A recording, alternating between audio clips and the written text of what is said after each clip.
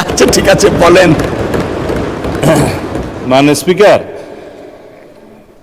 আমি দলের নাম নিতাম না, যেহেতু এটা বিষয়ে কিছু ক্লেম করা হয়েছে। 300 বিধিতে বক্তব্য দেওয়ার জন্য বাংলাদেশ অসংখ্য ছাত্র ধন্যবাদ। শিবিরের কেন্দ্রীয় সহকারী আন্তর্জাতিক বিষয়ক সম্পাদক আপনাকে ধন্যবাদ। মোহাম্মদ জিসান মিয়া প্রধানের ঘটনার সংক্ষিপ্ত বিবরণ। পুলিশের সাবেক আইজিপি।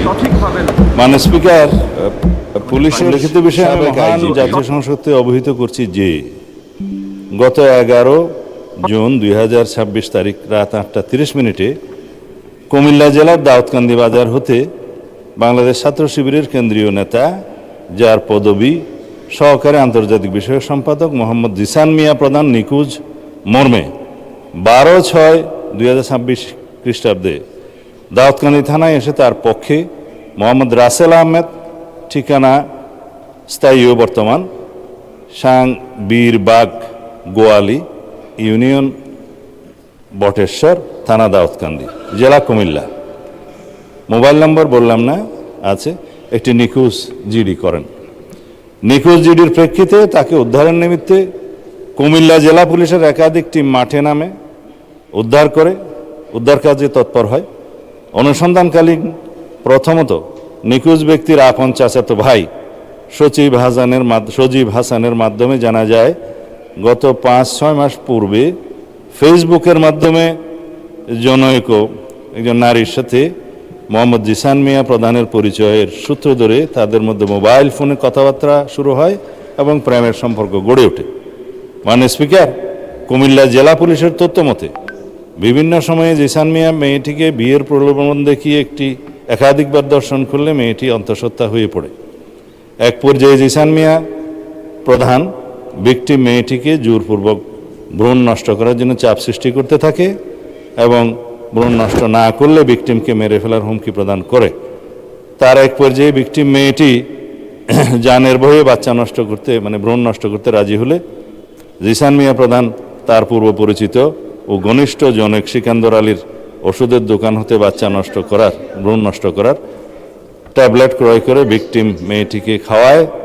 2-3 দিন পরে ভ্রূণ নষ্ট হওয়ায় ওষুধ সেবনের ফলে ভিকটিমের প্রচণ্ড রক্তক্ষরণ শুরু হলে ভিকটিম নিজেই জিসানকে বিষয়টি জানায়। তখন জিসান তার আপন চাচাতো ভাই সজীবের মাধ্যমে পুনরায় একই ফার্মেসি হতে ওষুধ সংগ্রহ করে ভিকটিমের বাড়িতে পৌঁছে দেয়। ওষুধ সেবনের পর রক্তক্ষরণ বন্ধ হলে ভিকটিম জিসানকে বিয়ের জন্য চাপ সৃষ্টি করে। এক পর্যায়ে জিসান 12 জুন তারিখে রোজ শুক্রবার বিয়ে করতে সম্মতি জ্ঞাপন করে, কিন্তু গত 11 জুন তারিখ রাত 8:30 বিয়ে না করার টালবাহানায় জিসান নিজেই আত্মগোপন করে তার চাচাতো ভাই মোহাম্মদ রাসেল আহমদের মাধ্যমে দাউদকান্দি থানায় একটি নিখোঁজ জিডি করেন। নিখোঁজ জিডির অনুসন্ধানকালীন কুমিল্লা জেলার লাকসাম থানা এলাকায় স্থানীয় লোকজন ও লাকসাম থানা পুলিশের মাধ্যমে আত্মগোপনে থাকা জিসান মিয়া প্রধানকে উদ্ধার করা হয়। ভিকটিম মেয়েটিকে থানায় হাজির হয়ে মোহাম্মদ জিসান মিয়াকে মেয়েটি থানায় হাজির হয়ে মোহাম্মদ জিসান মিয়া প্রধানকে 1 নম্বর আসামি করে ধর্ষণে সহযোগিতা এবং ভ্রূণ নষ্ট করার অভিযোগে অপর 3 জন যথাক্রমে মোহাম্মদ সজীব হাসান, সিকান্দর আলী ও মোহাম্মদ গোলাম রব্বি সহ মোট 4 জনের নাম উল্লেখ করে এজাহার দায়েরের প্রেক্ষিতে দাউদকান্দি মডেল থানার মামলা নম্বর 13 তারিখ 13/6/2026 খ্রিস্টাব্দ ধারা নারী ও শিশু নির্যাতন দমন আইনের 9(খ)/30 তৎসহ 313, 506 এবং 34 পেনাল কোড রুজু করা হয়। গত 13/6/2026 তারিখে এই অভিযুক্ত সজীব হাসান ও সিকান্দর আলী তাদেরকে গ্রেফতার করা হয়।